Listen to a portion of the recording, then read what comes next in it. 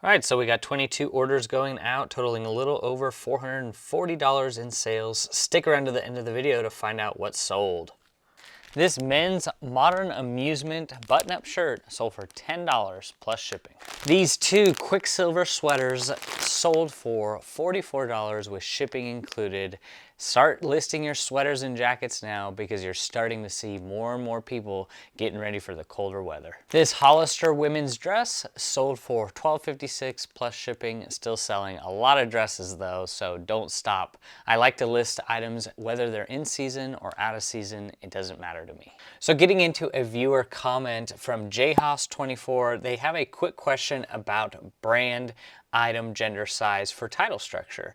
So they remember a while back I had posted a table from eBay where they said brand, gender, item, size. So they're just a little bit confused. And I'd say at least start with the brand first and item second, gender third, and your size is going to be the fourth thing that you put in your title, and then followed by keywords. That is what I do. That is how I've done it for the last 2.5 years, but you can play around with it and do it however you would like. That is just how I post my listings for my titles. I feel like that is getting into the buyer's mind the best and easiest.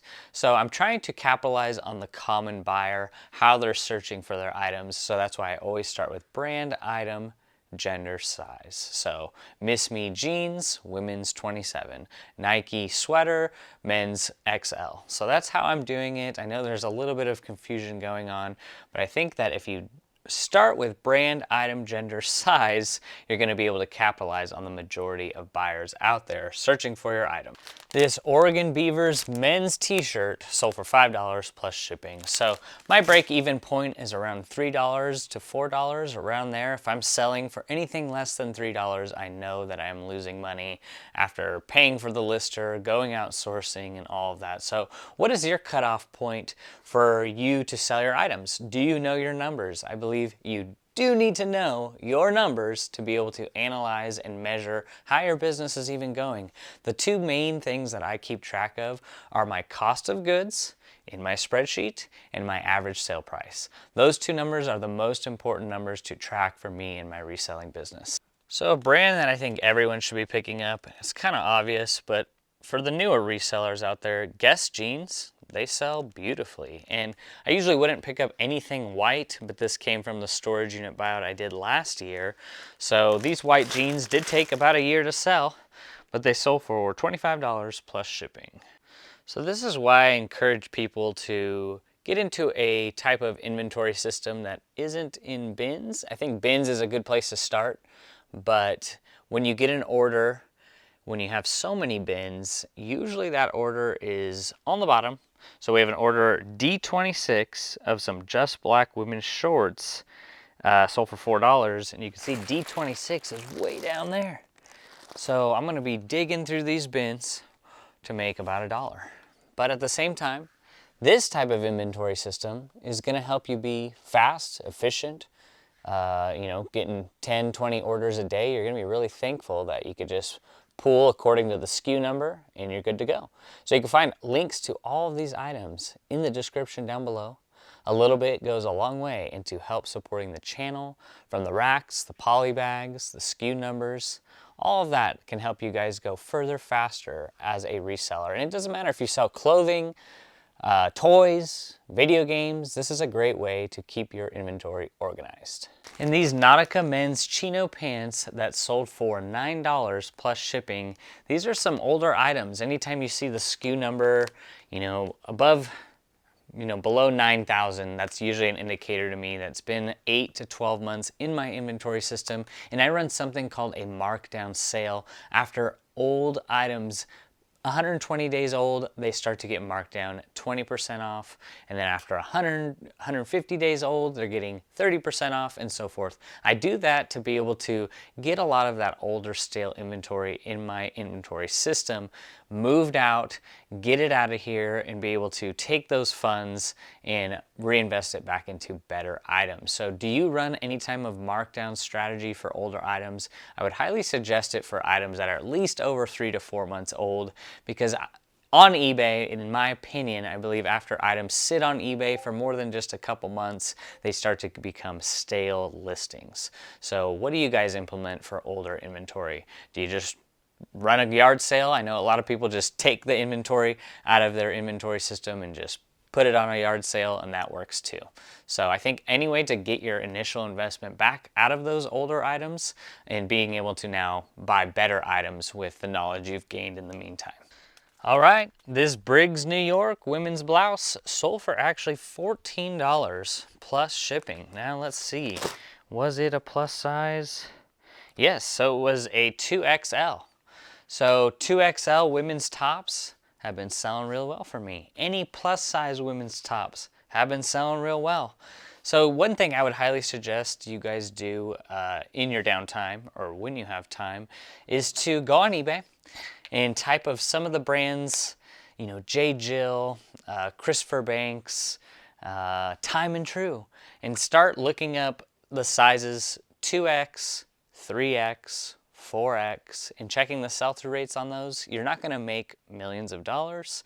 The average sale price is actually really low on a lot of those brands, but look at the sell-through rates, and then you can kind of gain some understanding on, okay, if I'm outsourcing next time, should I consider picking this up? If it's $1 and it sells within 90 days and I'm going to get $10 for it, for me in my business model, I'm going to take that every time. But if you guys are looking for new things to source, maybe start looking into more of the plus size clothing. So one thing when I first started out was having a hard time with all of these women's blouses. Like, what is this? A tunic, a pop top, a shawl, a pullover blouse. Getting to know and understand a lot of the variety, especially when it comes to women's clothing, can take some time, which is why I developed this book, The Ultimate Guide for eBay Item Specifics for Clothing. So you can find it linked in the description down below, or you can scan this QR code right here. And what I did was compile basically every clothing item specific on eBay with a definition, description, and photo to help you guys go further faster as a clothing reseller. So I think that the purpose mainly for making the book was to be able to help people have a bunch of information all aggregated down into 130-page book. So when I first started, I was jumping around from Google and going from different guides to be able to just find one piece of information. That took me way too much time than it needed to. So I think that the book is going to be really helpful mainly for beginners out there that are overwhelmed with a lot of the item specifics for clothing. So helps out support the channel, and I appreciate you guys, and I really appreciate the feedback thus far. All right, Maurice is in the house. This is a pair of Maurice's women's pants, size 16, sold for $12 plus shipping. All right, so we have this long cardigan, open knit cardigan by Hollister, sold for $12.56 plus shipping. All right, so we have a plain white Polo Ralph Lauren men's t-shirt. Just a plain t-shirt by Ralph Lauren, sold for $13 plus shipping. So one thing I've really been enjoying and really look forward to when I start the week off is these store reviews. So people have been getting great value from getting these store reviews, being able to implement some of the things that we use in our store here, and just being able to provide people with some basic principles that can help them sell more items in their store. So that is my mission when I'm doing these store reviews. I'm looking at things like your photos, things like your title, your pricing, your item specifics, and your inventory in general. So you can find it linked down below, or you can scan this QR code here, and it puts you in place to be able to get an eBay store review. So I really love working with people, providing some value back to you guys, and really helping you maybe take that next step in your resale business. So maybe you have thousands of items in your store and you're wondering why they're not selling. Maybe you have items in your store that are selling, but maybe you think you could be getting a better price for them. So that is what the eBay store review is for. Included in that is a pre-recorded call that you're going to get emailed to you, as well as a PDF breakdown of what are the things that you need to improve upon. All right, some more underwear sales. Pretty cool. These sold for $25 plus shipping, and just really happy to see them go by the brand 2XIST. These Adidas men's basketball shorts sold for $12.56 plus shipping. and another set of underwear. So there's 3 in a pack. So what, there's 3, 6, 9, 12 pairs of underwear going out the door for another $25 plus shipping. All right, getting into another comment by Mickey Mickus. Is it really necessary to add gender? I only add it if it's something isn't obvious is men's or women's. So yeah, I add gender to all of it. You know, you can add adult. Some people do that. Some people do unisex, but I still add the gender, even though it is in item specifics. That is just what I do. You can try it. Try adding items that obviously, you know, if it's a dress, don't add women. See what happens. So yeah, it's your call. You guys can run your business however you see fit. This is just what I do. I add gender for all of my items, even if it is obvious, right? I don't add things like unisex or adult or anything like that. So yeah, what do you guys do? Do you do the obvious thing and, you know, leave out gender if it's a dress or a skirt? That's up to you. Your call. And another question that I actually wanted to get to as well by Jeanette Roberts. She goes, she really enjoys the positive nature, calm, positive faith, outlook, and demeanor. I appreciate that. Thank you. I might risk sounding like I'm not paying attention, but how do you come up with your pricing? So pricing is one of the first things and most important things that any reseller should learn to do. You need to learn to be able to check the marketplace that you're selling on and being able to check what are the solds, what is the demand price for the item that I'm listing. So on eBay, you're gonna use the left-hand navigation and you're gonna use that to check completed sold listings for the item that you are listing. And people think that, oh, my exact item isn't on eBay, so how am I supposed to figure out the price? So if it's a Nike quarter zip, and you know, just type in and you have a yellow Nike quarter zip, but you can't find a yellow Nike quarter zip size medium. It's okay. Just look at the broad demand for that item. Look for Nike quarter zip men's, and then you could start to narrow it down by size. But when I always check comps for things, I'm always looking for the broad market first, and then I'm going to be searching my sold comps by like size, and then maybe I'll go by pattern or by color. But I suggest always searching the item in a broad-based outlook so you can get a generalized idea of what that item sells for. And also you want to pay attention to sell-through rate, because you might have a great item that sells for $2,000, but if there's 500 listed and only one sold in the last 90 days, is that going to be a good purchase for you? So checking comps is equally as important as checking sell-through rate. So I wanted to get into it here, and I think that a lot of people might be experiencing this. Comment down below if you are as well. My traffic had been steady all year. Up until the last like 7 or 8 days, my traffic is down about 30 to 40%. Those sales have pretty much remained the same.